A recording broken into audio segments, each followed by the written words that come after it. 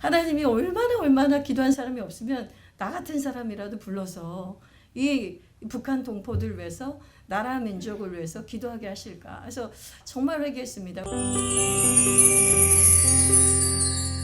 우리 전사님께서 말씀 읽으셨는데 제가 개정개혁으로 한 번 더 읽겠습니다. 잠언 24장 11절에서 12절 말씀. 너는 사망으로 끌려가는 자를 건져주며 사륙을 당하게 된 자를 구원하지 아니하려고 하지 말라. 내가 말하기를 나는 그것을 알지 못하였노라 할지라도 마음을 저울질하시니가 어찌 통찰하지 못하시겠으며 내 영혼을 지키시니가 어찌 알지 못하시겠느냐. 그가 각 사람의 행위대로 보응하시리라. 아멘. 하나님께서 오늘 하나로 드리면서 말씀을 이렇게 전하실 때 어떤 말씀을 주실까 기도를 많이 했는데 제가 북한 동포를 위해서 처음 기도할 때 받은 말씀을 가지고 이 말씀을 전하는 게 좋겠다 생각해서 이 말씀을 가지고 섰습니다. 하나님께서 늘 이 말씀을 저에게 주실 때는 영혼에 대한 긴박성, 한 영혼을 구원해야 될 때 하나님은 이러한 마음으로 사륙당하는 사망으로 끌려가는 자 같은 것을 상상하면서 그리고 그들이 끌려가면 지금 내가 저들에게 손을 뻗치지 않으면 내일이라도 당장 죽을 수 있는 그런 영혼에 대한 긴박성과 구원에 대한 긴박성을 늘 주셨어요. 그래서 이 말씀을 늘 품고 구령의 열정을 가지고 영혼들에게 복음을 전할 때 이 말씀을 많이 묵상하는데요. 제가 10년 전부터 북한 동포들 위해 기도를 하기 시작했습니다. 그때 하나님께서 주신 말씀이 바로 이 말씀이었어요. 제가 21살에 예수 그리스도를 믿고 회심한 다음에 선교사로 헌신을 했었어요. 그래서 전 열방에 대한 관심이 많았지 실상 나의 동족이요 나의 동포인 형제인 북한에 대한 관심이 많지 않았습니다. 그런데 그 22살부터 선교단체에서 한 3, 4년 동안 훈련받을 때 나라 민족과 북한을 위해서 엄청 기도를 시키셨어요. 그래서 그때 하나님께서 북한을 위한 기도의 불을 주셨는데 제가 그것을 소멸한 것이에요. 그래서 20대 초반에 주신 그 기도의 불을 계속 가지고 구국의 기도의 재단을 쌓았어야 되는데 그래서 소멸하고 전 20대 후반과 30대를 세계를 돌아다니면서 주님이 주시는 열방 선교에 관심을 가지고 그렇게 나름 주님이 뜻하신 대로 인도하신 대로 섬겼었습니다.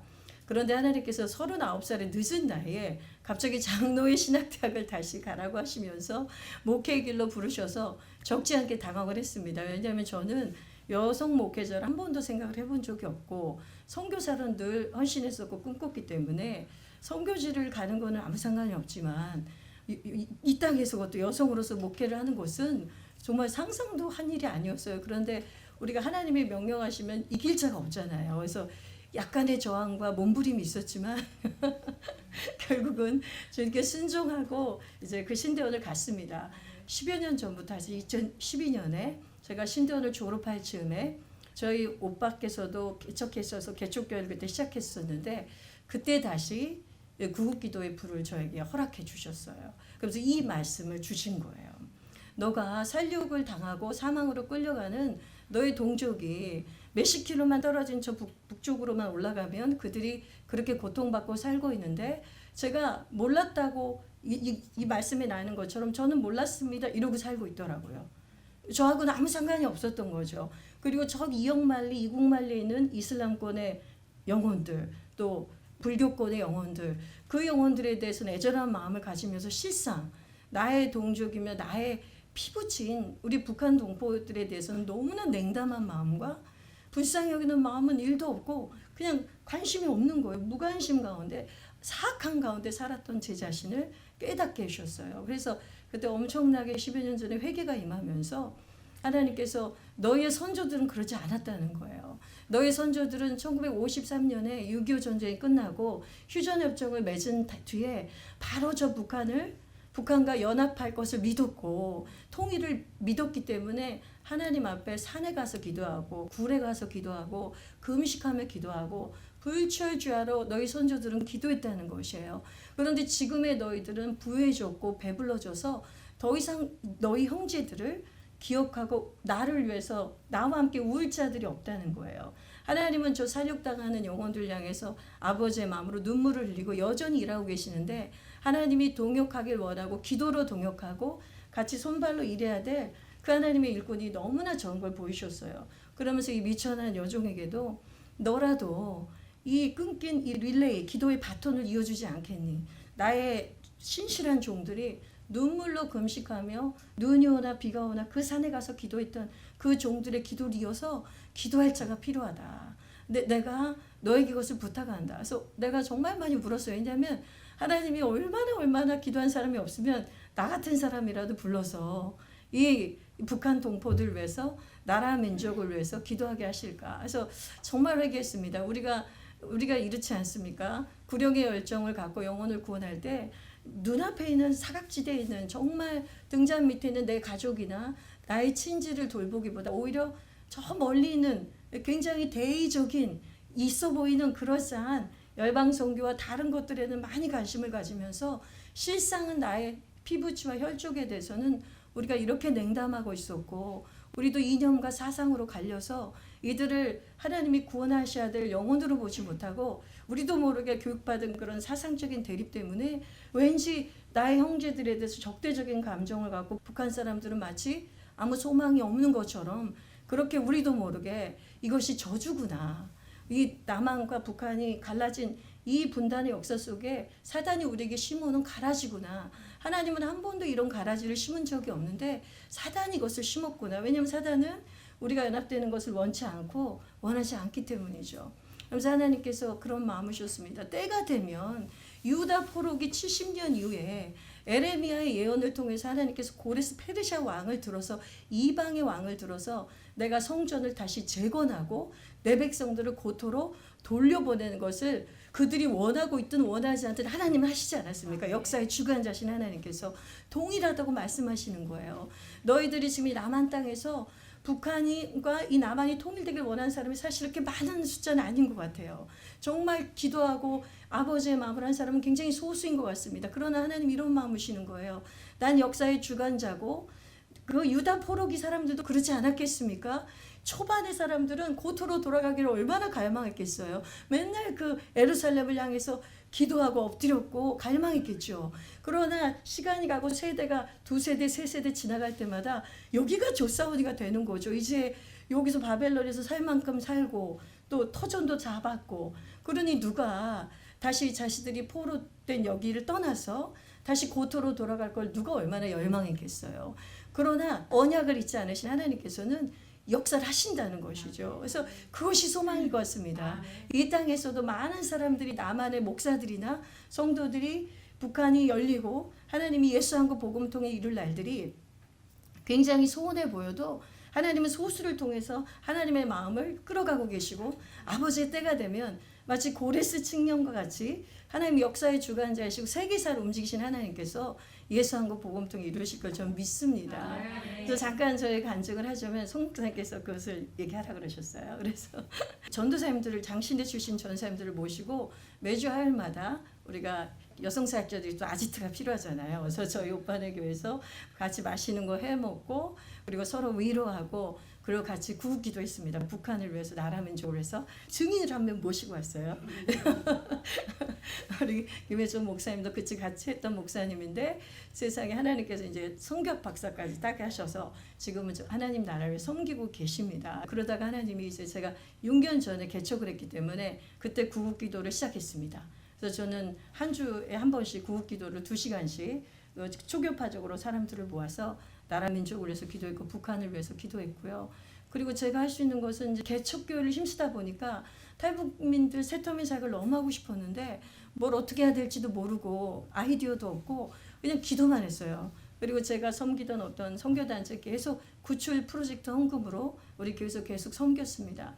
그런데 작년에 이제 역사적인 일이 일어난 것이에요. 우리 홍보대사이신 우리 강은정 자매님을 제가 유튜브 채널을 통해서 만나게 됐는데 제가 이제 북한 분들을 너무 사랑하게 되니까 이만갑에 완전 찐팬이 되었고요. 그 다음에 이만갑으로 부족하다. 나는 이만갑으로 만족이 되지 않는다. 그리고 이만갑은 좀 이렇게 예능적인 게 있잖아요. 그래서 더 진솔한 북한 주민들의 현실적인 얘기들을 듣고 싶었어요. 그래서 온갖 유튜브를 다 뒤지기 시작했어요. 탈북민들이 만든 유튜브. 정말 재밌더라고요. 그러니까는 정선상 감독님 것도 듣고 강철한 TV도 듣고 안찬일 TV도 듣고 이제 그런 정치적인 이슈나 북한의 어떤 정보통을 들어서 기도를 해야 될 거는 그런 걸 듣고 이제 우리 강은정 TV 같은 이런 분들 재밌는 분들 너무 많아요. 콘텐츠를 가지고. 그래서 북한의 생활과 이 나만의 것들을 비교해가면서 비슷한 얘기인 것 같지만 다 개성이 틀리기 때문에 너무너무 다 재밌게 봤어요. 그리고 울면서 보고 웃다가 보고 울면서 보고 제가 북한 분들을 사랑하게 되니까 사투리 같게 좋은 거. 막 배우고 싶을 정도로 함경도 사투리도 배우고 싶고 평안도 사투리도 배우고 싶고 제가 강은정 TV에 우리 아버지한테 팬이거든요. 우리 아버지의 평안북도 사투리 그 구수한 사투리가 얼마나 듣기 좋은지 그렇게 안정감을 줘요 사람한테. 그래서 그러니까 사람이 사랑하면은 다 좋게 보이나 봐요. 그러니까 억세게 보이고 밉게 보이는 게 아니라 되게 매력적으로 느껴지는 거죠. 북한의 사투리가. 그리고 북한 분들의 그 성실함과 그 탈북민들 유튜브들 보면 정말 세상에 저렇게 살면 다 재벌 되겠다. 우리나라 사람들이 저런 성실함과 충성과 목숨 걸고 저렇게 일하시면 우리는 뭐 3대 직종도 안 하려고 그러고 일이 없다고 그러는데 그렇지 않잖아요. 이분들은 오직 감사하면서 입에 막 감사가 붙어 있어요. 여기서 일할 수 있어서 감사하고 월급을 줘서 감사하고 임대 아파트 줘서 감사하고 오직 감사하고. 그래서 우리 유튜브 보면 댓글에 다 오히려 고맙다고 써요. 강은정 TV 댓글에 보면 다른 분들도 여러분들이 우리가 얼마나 행복한 나라에 살고 있는지를 깨닫게 해주시고 불평하고 원망하던 우리에게 감사를 찾아줬다고. 그런데 제가 그 유튜브를 쭉 서핑하다가 강은정한테 꽂힌 거예요. 왜냐하면 강은정 TV에 강은정 자매님한테 뭔가 빛이 났어요. 그래서 제가 느낌에 저분 예수님 믿는다. 그냥 확신이 왔습니다. 그리고 성령님이 음성이 들렸어요. 뭐냐면 저 자매한테 컨택을 해라. 왜 제가 그 음성을 바로 순종했냐면 제가 무슨 기도를 하고 있었냐면 주님 제가 이제 기도와 헌금 사용 말고 헌금으로 하는 거 말고 뭐라도 돕고 싶습니다. 제가 탈북민 다음 세대들 영어를 봉사했으면 영어로 봉사하고 싶고 자매님들 있으면 신방이라도 갈 수 있으면 신방이라도 가고 싶고 근데 중국에 있는 이 탈북민 여성들은 상상도 못했어요. 저 이제 이 땅에 있는 분들을 연결해야 되는데 그러면 저는 아무것도 모르니까 좋은 탈북민 선교 단체를 만나고 싶었어요. 그래서 그런 단체를 만나게 해달라고 제가 거기 가서 봉사하고 싶다고 이렇게 기도하고 있었는데 우리 강은정 TV를 몇 번 보는 순간 성령님이 저 자매한테 연결하면 연결됐다는 감동을 주셨어요. 그래서 이메일을 적었는데 이 자매님이 몇 시간도 안 돼서 답이 온 거예요. 그러니까 전 진짜 뭐 이렇게 무시할 수도 있을 거야. 많은 사람이 이메일을 보내니까 일일이 답하기 힘들잖아요, 솔직히. 근데 강은정 자매님이 바로 전화가 왔어요. 제가 전화번호를 적었거든요. 저희 교회 수련회 와서 한 타임 한 세션을 좀 2시간만 강의를 해주십시오. 그런데 은정 자매님이 바로 전화가 온 거예요. 전화가 와서 목사님 하겠습니다. 제가 보통 다른 사람한테는 바로 연락을 안 하는데 목사님한테는 왠지 바로 연락을 해야 될 것 같아서 연락했으면서 좋아서 서로 막 난리가 났죠. 그런 다음에 원래 강의하고 오신 것은 7월인데 그리고 6월 달에 한번 만났잖아요. 그죠? 서로 막 보고 싶어가지고 저에게 와서 같이 식사하다가 교제하다가 제가 그때 얘기한 거예요. 혹시 아는 탈북민 선교단체 수녀한테 소개 좀 해주세요. 그랬더니 저희 선교단체 하세요 그러더라고요. 제가 하나로 들림의 정보대사라고 이제 얘기하시면서 이렇게 부끄럽게 아주 수줍게 얘기하셨는데 알겠다고 제가 그렇게 하겠다고 그렇게 해서 연결이 된 겁니다. 그래서 하나님께서 연결하신 건 참 너무 놀랍지 않습니까? 그래서 제가 그걸 느낍니다. 정말 이 부족한 자라도 하나님이 하신 일에 저를 끼워주신 게 그렇게 고마운 거예요. 그래서 중국 우리 탈북민 우리 자매님들 1호방을 지금 섬기고 있는데 정말 저에게 큰 기쁨입니다.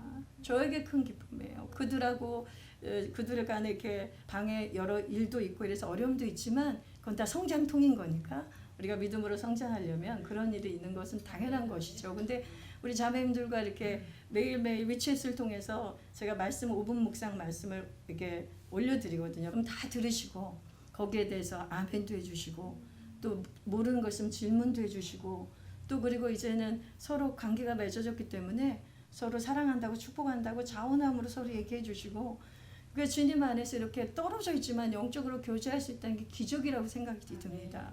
그래서 저는 이미 정말 우리 이런 하나로 드림 안에서도 그렇지만 이 위챗 사역을 통해서 예수 한국 복음 통해서 이미 이루어졌다고 믿어줘요. 그렇게 믿어집니다. 제가 이제 어떻게 하면 도울 수 있을까 하다가 제 모든 지인들을 다 동원해가지고 어린이 후원을 연결했어요. 그래서 어린이 후원을 할 수 있는 내 형제, 내 친구, 뭐 교회 사람 할 수 있는 건 다 했는데 그래도 모자라서 그때 막 기도 제목이 올라온 적이 있어요. 그래서 제가 레몬청을 만들기로 결정을 했어요. 그러니까 제가 할 수 있는 인맥은 다 동원해서 이미 제가 동원할 수 있는 이제 후원을 부탁할 만한 분이 없거든요. 그래서 우리 교회 사람들하고 레몬청을 만들어서 100개 이상을 팔았잖아요. 그래서 96만 원의 수익금을 해서 우리 4명의 우리 후원 어린이들을 그 12월까지 미리 선입금을 할 수 있었어요. 그래서 내년에 또 그 아이들을 계속 우리 공동체 교회에서 예수 공동체에서 해야 되기 때문에 4명을 개인적으로 하는 거 말고 또 레몬청을 담아야 되겠어요. 그래서 레몬청이 싫어하시면 자몽청이라도 자몽청 하시면 팔아주시겠습니까? 네. 여기 있어요. 미리 5개 주세요. 네, 그럼 제가 열심히 만들어서 하겠습니다. 그래, 제가 왜 이런 소소한 간증을 나누냐면, 그러니까 누구를 사랑하는 건 대단한 일로 시작할 필요가 없다는 것이에요. 그러니까 우리가 우리 북한에 있는 동포들을 사랑하고 돕는 사역을 막 너무 대단하고 힘들게 생각하니까 시작을 못하는 것 같아요. 그렇지 않습니까? 기도하고 먼저 그들 위해서 하나님 마음을 주셔서 기도하기 시작하면 하나님이 마음을 열어주셔서 주머니가 열리니까 헌금하게 되고 또 헌금이 열리게 되면 관심이 열려서 내가 도울 수 있는 분야가 무엇일까? 이렇게 탈북민 선교단체들 찾게 되고 그곳에서 내가 할 수 있는 봉사활동을 하면 되는 것이고 코로나가 해제되면 같이 아울리치로 중국에 가서 직접 우리 자매님들을 만나서 얼싸안고 그동안은 위챗을 통해서 나눴던 그분들을 서로 비비고 서로 손잡고 기도해주고 생각만 해도 너무 기쁩니다. 그래서 정말 오늘 이 방송을 보시는 우리 남한 사역자님들한테 특히 제가 권면하는데 성도님들이나 주의 종님들한테 정말 우리 북한 동포를 동족을 돕는 일을 어렵게 생각하지 말고 내가 마음이 없었으면 먼저 회개했으면 좋겠어요. 하나님의 마음이 내 안에 없었고 내가 저들을 사륙당하고 있고 구구절 5대 명절이라면서요. 그 북한 정권 수립 그 구구절이 1948년 9월 9일 우리는 1948년 자유민주주의 체제로 8월 15일 날 대한민국을 수립했지만 북한은 한 달도 못 돼서 구구절에 그 앞제안으로 그 포로의 앞제안으로 들어간 거 아닙니까? 근데 그게 벌써 73년의 시간이 지났어요. 그러니 우리도 다 무뎌져 가지고 이제 그냥 북한 땅을 남의 나라로 생각하는 거예요. 우리한테 핵으로 위협을 주는 나라, 우리를 힘들게 한 나라, 국제사에서 늘 이게 창피하게 한 나라. 근데 우리 동족이잖아요. 아무리 부끄럽고 힘들어도 내 식구잖아요. 그러니 우리가 그것을 기도하지 않으면 누가 저 민족을 위해서 저 사륙당하고 사망에 끌려가는 백성들 위해서 기도하겠습니까? 그래서 먼저 기도로 시작하고 관심을 갖기 시작하면 얼마든지 우리 북한 동포들 위해서 일할 수 있는 그런 일들이 열릴 거라고 믿고 이 방송을 보신 분들은 다 하나로 드림으로 오십시오. 이곳에는 할 일이 넘쳐나고 있습니다. 그래서 와서 후원이사로도 섬겨주시고 또 선생님으로도 섬겨주시고 그렇죠? 그 다음에 그것도 바쁘셔서 못하시면 돈을 주시면 됩니다. 돈을 많이 버셔서 자신의 삶의 영역에서 열심히 돈을 벌어서 저 목사님이 절대 시킨 거 아닙니다. 저 안에서 성령님이 시키셔서 이렇게 말씀하시는 겁니다. 네, 그렇게 하면 되겠습니다. 그래서 제가 이 시간에 잠깐 더 여러분에게 나눌 게 뭐냐면 한국 선교 역사의 특징을 나누면서 하나님이 이 대한민국을 얼마나 택하시고 정말로 하나님이 이 마지막 세대 이스라엘처럼 주권적인 은혜와 선택으로 택하셨는지 알려드리고 싶어요. 특별히 여기 북한 출신들이 많으신데 이 모든 은혜와 역사가 선교 역사가 북한에서 일어났다는 것이에요. 우리가 신대원을 가면 거의 다 배우긴 하지만 여러분 모르신 게 있을 수도 있어요. 우리 대한민국 선교 역사를 보면 세계 선교 역사의 어떤 이례적인 특징이 있는데 그 특징들을 보면 하나님이 우리한테 얼마나 정성을 쏟으시고 사랑을 쏟아 부어 주셨는지를 알 수 있어요. 뭐냐면 첫 번째, 우리나라는 선교사가 들어오기 전에 성경이 번역된 나라입니다. 알고 계셨습니까? 보통 위클리프 선교회를 통해서 보통 많은 선교사들이 번역 선교를 합니다. 그래서 그곳에 언어가 없으면 언어를 만들어서라도 성경을 번역해줘요. 그러니까 보통은 성경이 번역되고 선교사가 들어가는 일은 없습니다. 선교사가 들어가서 성경을 번역하는 것입니다. 그런데 놀랍게도 우리나라는 1884년 알렌 우리가 역사책에서 배운 광해원에 왔던 의료 선교사 그 1884년에 알렌 선교사가 최초의 의료 선교사고 1885년에 우리가 아는 그 유명한 언더우드 아펜젤러 그 두 분의 선교사 오시지 않았습니까? 근데 놀랍게도 우리의 성경 그 번역은 1878년부터 그것도 우리나라 오신 선교사가 없었으니까 중국에 계시는 로스나 맥킨타이어라는 중국에 계셨던 선교사들이 한국에서 왔다 갔다 하는 한국 사람들 3명을 그 무역상들을 만나서 백홍준이나 서상윤 같은 3사람을 만나서 그들과 함께 성경을 번역하기 시작했습니다. 그러니 북한을 통해서 그 중국에서 성경이 번역돼서 북한을 통해 들어온 것이죠. 놀라운 두 번째 특징은 뭐냐면 선교사가 오기 전에 교회가 생긴 나라가 한국입니다. 그래서 그 성경 번역에 동참했던 서상윤이라는 사람이 다른 한 분과 함께 자신의 고향인 황해도에 와서 황해도 북한 아닙니까? 황해도에 와서 소래라는 마을에서 소래교회를 세운 것이 최초의 한국인 장로교였다는 것입니다. 그리고 너무나 놀라운 것이 선교사들이 들어오기 시작했는데 이미 자생적으로 사람들이 성경을 쪽복음으로 읽고 있었고 그 다음에 예수님을 믿고 있었는데 세례를 못 받아가지고 선교사님들만 보면 사방에서 지역별로 제발 우리 지역에 와서 세례 베풀어 달라고 그런 나라가 우리나라랍니다. 얼마나 놀랍습니까? 그리고 또 하나 세 번째 특징이 다른 선교 역사에서는 일어나지 않은 일입니다. 우리나라에서만 자립이 일어났답니다. 그래서 사경회, 새벽기도회, 그다음에 교회 건축 이 모든 게 서양 선교사한테 의존하지 않고 자립적으로 너무 열성적인 것 같아요. 한민족이. 근데 이것이 우리의 열성만으로 됐겠습니까? 하나님이 은혜를 부어주시니까 성령이 이 한반도를 휘몰아치시니까 그런 역사가 일어난 것입니다. 그런데 이 모든 일들이 다 중심지가 북한이라는 것이에요. 여러분 너무나 잘 알지 않습니까? 1906년에 원산에서 감리교와 그 장로교 선교사들이 모여서 기도한 게 최초의 그 북한에서의 부흥운동인데 그게 하디 선교사를 중심으로 했던 그 운동 1907년에 장대영교에서 일어났던 평양 대부운동 그다음에 우리가 나왔던 장신대 그 장신대 시조가 뭡니까? 평양신학교 아닙니까? 그러니까 이 모든 것이 하나님의 이 선교의 이 한국 선교 역사의 부흥의 중심지가 바로 북한이라는 것이에요. 그러니 사단은 하나님의 하늘을 항상 시기하고 질투합니다. 그래서 항상 회방하고 방해 놓습니다. 그래서 저 북한 땅에 저 붉은 용의 사상, 저 공산주의 사상을 심은 것이에요. 왜냐하면 하나님께서 이 마지막 때에 이 한반도를 들어서 쓰셔야 되기 때문에 이것을 끝까지 방해하고 이것을 회방 놓는 사단의 전략이 저 북한 땅에 공산당 정권이 1948년 9월 9일에 들어선 것이죠. 그래서 우리 평양 대부운동이 일어났던 그 장대인 교회에 다시지요. 김일성 동상과 김정인 동상이 세워져 있다는 거 아닙니까? 그런데 하나님께서는 절대로 하나님은 하나님의 플랜을 막을 자가 없습니다. 마귀가 사탄이 아무리 이것을 막으려고 해도 하나님의 계획과 하나님의 뜻을 멈추게 할 수 있는 존재나 어떠한 권세도 이 땅에는 존재하지 않습니다. 그래서 하나님은 이 북한 땅을 반드시 들어서 쓰실 것을 저는 믿습니다. 그래서 지금의 이 73년 동안의 공산당 정권 하에서 있는 이 시기가 저는 저 북한의 교회를 지하교회를 하나님이 연단시키고 거룩하게 하고 이 세상에 어느 교회보다 가장 순결한 신부의 교회를 하나님 만드시고 있다고 저는 믿습니다.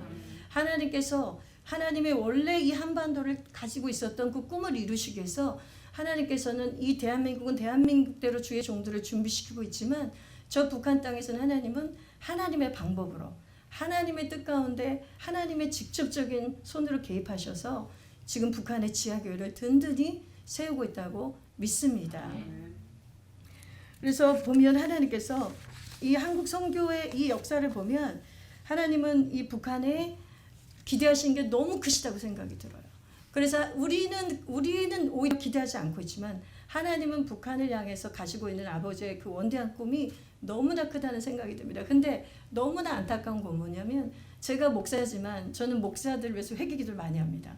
제 자신을 위해서도 회개기도 많이 하지만 목사를 위해서가 회개기도가 제일 많이 나와요. 그래서 오늘 말씀 제가 두 구절을 한번 읽어볼게요. 이사야 56장 10절 말씀 이스라엘 파수꾼들은 맹인이요 다 무지하며 벙어리 개들이라 짓지 못하며 다 꿈꾸는 자들이요 누워있는 자들이요 잠자기를 좋아하는 자들이니 에스겔 34장 3절에서 5절 너희가 살진 양을 잡아 그 기름을 먹으며 그 털을 입되 양떼는 먹이지 아니한도다.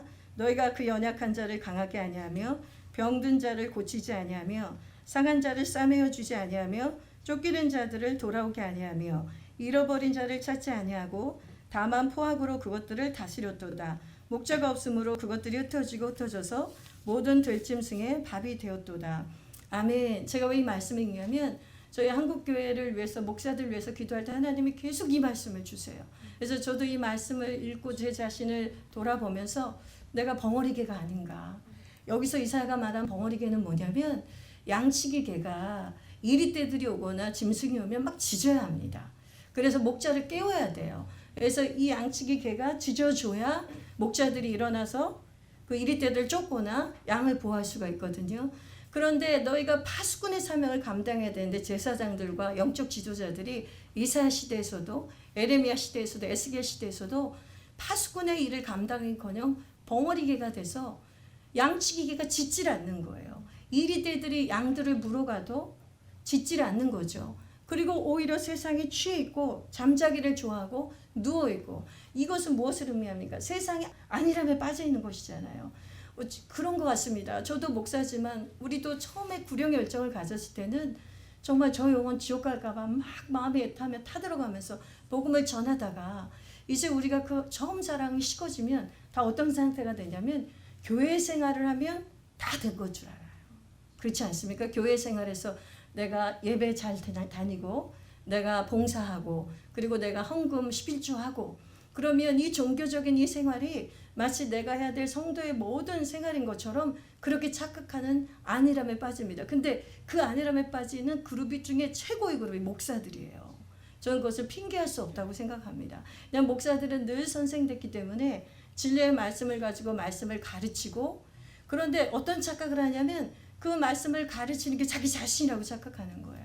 그 말씀을 가르치는 것은 가르침일 뿐이지 그것이 삶으로 우리가 증명되지 않으면 하나님은 우리한테 벙어리개라고 말씀하시지 않겠습니까? 그래서 제가 우리 북한 동포를 향한 마음도 있지만 이 나라 민족을 향해서 봤을 때 이 예수 한국 복음통일을 이루어야 되는데 하나님을 가장 가로막고 있는 하나님의 이 원대한 계획과 뜻을 가장 가로막고 있는 그룹이 목사 그룹이겠구나. 저는 그렇게 얘기합니다. 사실이라고 생각해요. 그냥 목사 그룹이 일어나면 성도들은 깨어나게 되어 있어요. 그러니 사단이 목사들을 공격하는 거예요. 목사들을 세상에 취하게 하고 권력에 취하게 하고 돈에 취하게 하고 이 땅의 것들에 취하게 하고 벙어리개가 되게 하는 것입니다. 그리고 이 개토화시켜서 이 교회 안에서만 나의 양무리들만 데리고 일하는 것으로 만족하게 하면서 내가 해야 될 하나님의 나라 일을 다 했다고 자부하게 하는 것이에요. 그래서 이것을 우리가 계속 내 자신을 들여다보고 정말 성찰하지 않으면 성령의 조명을 받지 않으면 제가 딱 그런 형국이란 말입니다. 그래서 어제도 산기도 가서 정말 미친 듯이 울었어요. 왜냐하면 목사들 회개할 때 이렇게 눈물이 터지더라고요. 제 자신을 회개할 때. 하나님 제가 벙어리개입니다. 그리고 양들의 털은 갖고 양들의 고기는 먹으면서 양들을 보살피지 않은 에스겔 시대에 나왔던 그런 목자들 양이 이리떼에 물려가도 잡아오지도 않고 양이 상처를 입었어도 돌봐주지도 않고 양이 쫄쫄 굶어도 먹이지 않는 이 사꾼 목자들의 모습을 보면서 내 자신과 한국교회 우리의 실상이 아닌가. 그래서 오히려 성도들은 이 목사들이 정말 자신들을 오히려 경책해주고 진리로 가르쳐주고 야단쳐주고 말씀으로 이끌어주기를 기다리고 있다고 좀 믿어요. 같이 안일함에 도취돼서 너희들 잘한다 죄를 짓고 있어도 그리고 살육당한 영혼들하고 아무 관계없는 이런 삶을 살아도 우리끼리만 이렇게 살면 문제없어. 우리는 하나님을 잘 믿고 있다고 이것을 성도들이 원하는 것이 아니라 우리 정신 차려야 합니다.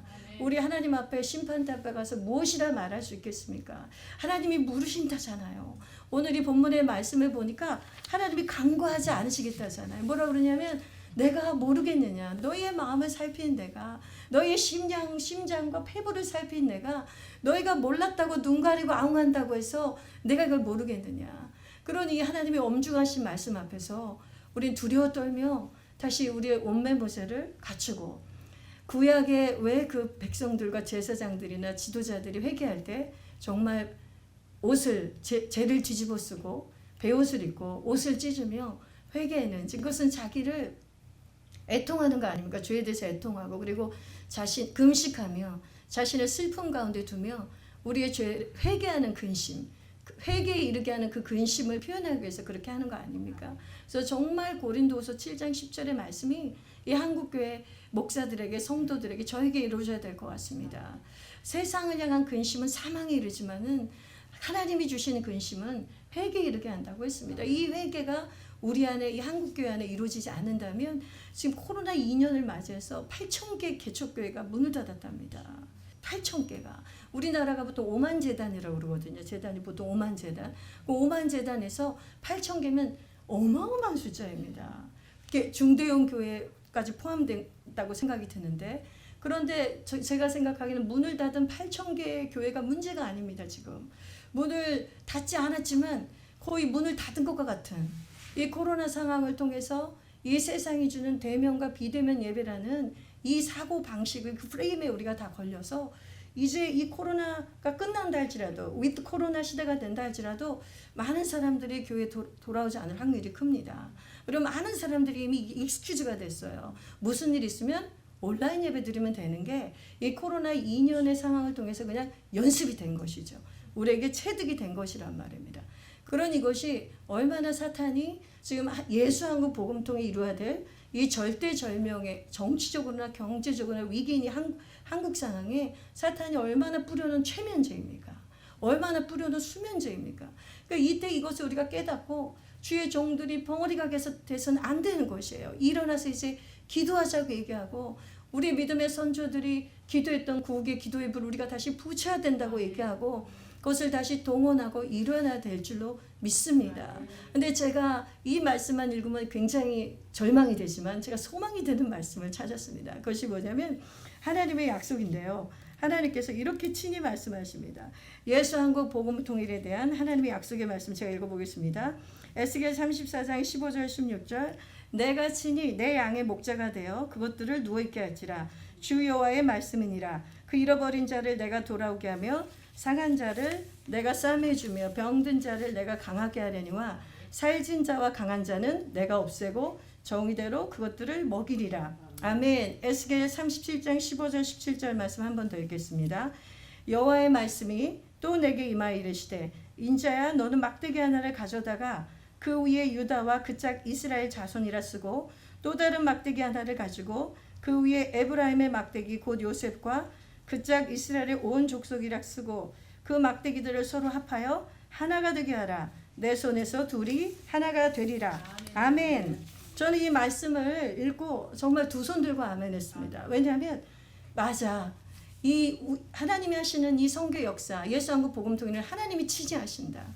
우리가 이렇게 벙어리기가 되어 있고 우리가 회개하지 않은 목사들이 많이 있지만 하나님의 이 악무리들의 친히 목자가 되셔서 하나님과 동역할 목자들을 세우실 것이다. 아멘. 하나님이 친히 목자도 되지만 하나님의 목자의 무리들을 세우실 것이다. 하나로 드림이 그 목자의 무리 아니겠습니까? 우리 송기훈 목사님과 또 우리 박진영 목사님, 유진범 목사님, 또 우리 김조근 장로님, 수많은 후원 이사님들 이분들이 바로 하나님과 함께 목자의 심령을 가지고 주님의 심령으로 이 악무리들을 치는 이 북한의 동포들을 위해서 양무리들을 우리가 돌보는 목자들로 세우신 줄로 믿습니다. 그리고 하나님께서 오늘 그 남유다와 북이스라엘이 결국 막대기 두 개를 이렇게 예언적인 표징으로 보이시면서 두 개를 하나로 붙이시면서 이 나라가 하나가 되리라 이렇게 말씀하셨는데 지금 분단 국가인 나라는 지구상에 우리밖에 없어요. 이건 우리가 취해야 될 말씀입니다. 아멘이시죠? 아멘이시죠? 왜냐하면 남유다 북이스라엘은 1948년에 54일에 하나가 되었습니다. 지구상에 2000년 만에 건국이 되었어요. 기적이 일어났습니다. 예언이 성취된 시대에 우리가 살고 있습니다. 그러니 남은 분단 국가는 우리밖에 없어요. 하나님이 이 마지막 세대 영적인 이스라엘로 부른 우리나라가 남유다 이 대한민국, 북이스라엘 저 북한 이 두 막대기가 붙여서 하나가 될 날이 곧 온단 말입니다. 그러므로 우리는 이 통일의 시대를 준비하고 준비된다고 믿습니다. 여러분 여기서도 통일의 마중물이라고 오신 3만 명 이상의 탈북민들을 세터민들을 통일의 마중물이라고 얘기하셔서 제가 그 말을 듣고 정말 기뻤습니다. 어쩜 그렇게 기가 막힌 그 어휘를 찾아내셨을까? 마중이란 말이 너무 좋은 거예요. 근데 하나님이 갑자기 그 말을 듣는데 이분들을 기억나게 하셨습니다. 여러분 사실 이게 대한민국의 건국에 공을 세우신 분들 누군지 아십니까? 다 북한 분들이세요. 아세요? 북한에서 구구절 이후에 북한이 공산 정권이 들어서자마자 많은 기독교 엘리트들이 남한으로 내려왔습니다. 그때는 이렇게 오랫동안 갈렸을지 몰랐죠. 한 몇 달 피해 있다가 몇 년 피해 있다가 자기 고향으로 다 돌아갈 줄 알았어요. 그리고 6.25 전쟁 이후에 수많은 북한의 피난민들이 이 대한민국에 유입됐습니다. 근데 그들이 다 독실한 기독교인들이었어요. 근데 그분들을 통해서 우리가 알고 있는 장로교회 최고의 교회 영락교회도 세워졌고 감리교회 최고인 금남교회, 광림교회 이 모든 것들이 북한 분들이 세우시고 그리고 평양 그 신학교가 지금의 장신대가 된 것이고 숭실대도 이곳에서 숭실대가 되고 뭐 말로 다 표현할 것이 없습니다. 그래서 우리나라의 건국에 정말 공헌하신 분들은 북한 분들이세요. 정말 놀랍지 않습니까? 그런데 하나님이 이런 마음이셨어요. 지금 1994년 이후에 고난의 행군 이후에 왔던 이 통일의 마중물들이 제2의 그런 세대와 같다는 거예요. 그래서 보면 다 엘리트들이세요. 물론 평범하신 분도 오지만 제가 북한 그 유튜브 보면 왜 이렇게 잘난 분들이 많아요. 왜 이렇게 잘난 분들이 많아요. 그러니까 너무너무 똑똑하시고 너무 끼도 많으시고 재능도 많으시고 할 줄 아는 것도 많으시고 그래서 하나님이 정말 그분들을 이렇게 모아가지고 통일의 마중물로 그때 그 북한 분들이 대한민국을 건국하는데 일조하셨듯이 이 예수한국 복음 통일을 위해서 이분들이 일하시겠구나. 아멘. 이미 하고 계시지 않습니까? 우리 강은전 TV 26만 구독자가 만만이시죠? 14만 죄송합니다. 14만인데 제가 26만짜리를 봐가지고 착각했어요. 26만이 되기를 믿음으로 선포합니다. 예. 그래서 이렇게 강은정 TV와 같은 이런 북한 유튜버들이 하는 이런 일들이 엄청난 통일의 마중물 역할을 하는 거예요. 정말 많은 사람들이 우리 강은정 TV 말고도 다른 북한 유튜버들의 TV를 즐겨보시고 거기에 댓글 다시고 북한에 대해서 배우시고 이 모든 일들이 하나님이 통일의 마중물로 오신 분들을 이 SNS를 통해서 사람들의 마음을 기경하고 준비시키는 거예요. 그래서 사람들의 마음을 녹이는 거라고 저는 생각합니다. 왜냐하면 모든 사람들은 문화와 예술과 음악 안에서 또 우리가 한민족에게 흥이 많지 않습니까? 그 안에서 다 어우러지면서 이상한 괴물들 아니구나.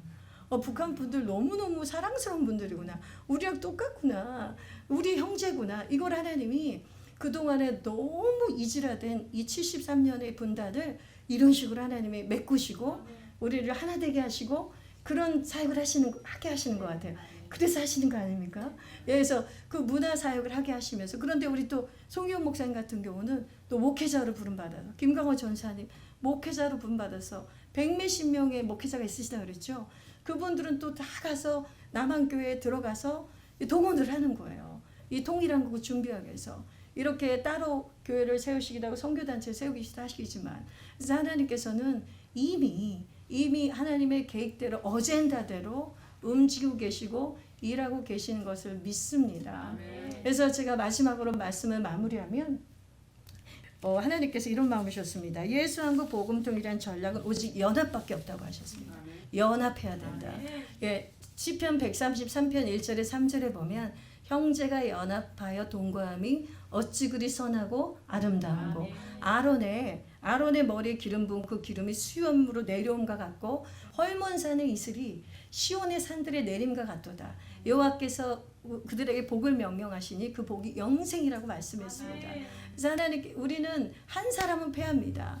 전도서에 말한 것처럼 한 사람은 패하지만 연합해서 두 사람이면 이기겠고 삼겹줄은 끊을 자가 없습니다.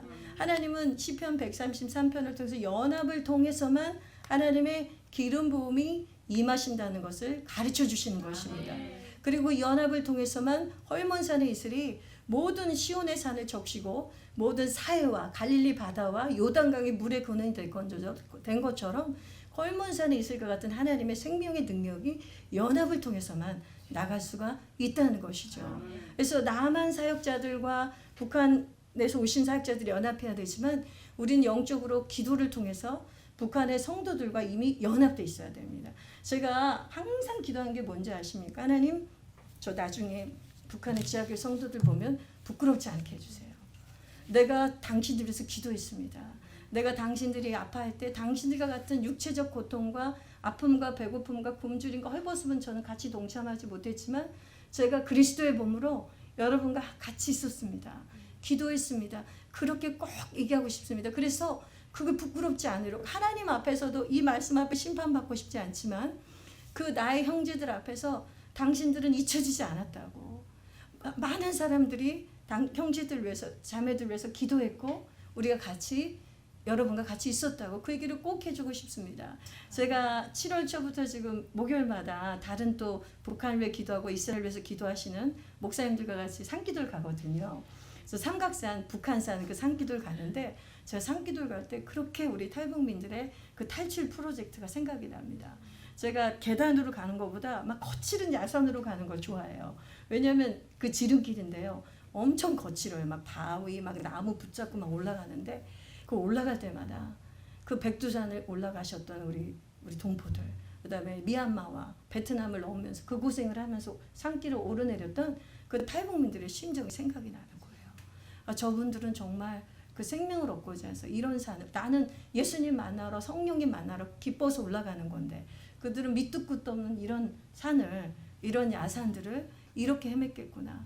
그러면서 그 동굴에 우리가 가서 기도하는데 그 동굴이 바로 우리 주의 종들이 50년 전부터 그 기도 굴을 파가지고 했던 기도 동굴이에요. 그래서 그곳에서 나라 민족을 위해서 기도했던 그분들의 명맥을 이어서 기도를 하는 것입니다. 그래서 제가 왜 마지막으로 이것을 소개하냐면 우리가 다른 어떤 것으로도 지금 당장은 북한 사역을 동참할 수 없어도 기도로는 동참할 수 있습니다. 그래서 당장 여러분들이 헌금할 능력이 없습니까? 기도하십시오. 기도는 누구나 할 수 있는 거 아닙니까? 그래서 하나님께서 오늘 이 말씀을 통해서 저희에게 정말 이 예수 한국 복음통일 아버지가 분명히 하나님 때 주실 건데 그 전략은 오직 너희가 그리스도의 몸으로 연합해야 된다. 기도 안에서 연합하고 성령 안에서 연합하고 사랑 안에서 연합해서 그래서 하나님이 주실 그 놀라운 예수 한국 복음통일 이루는 저 여러분 되시기를 주님의 이름으로 축복합니다. 아멘. 감사합니다.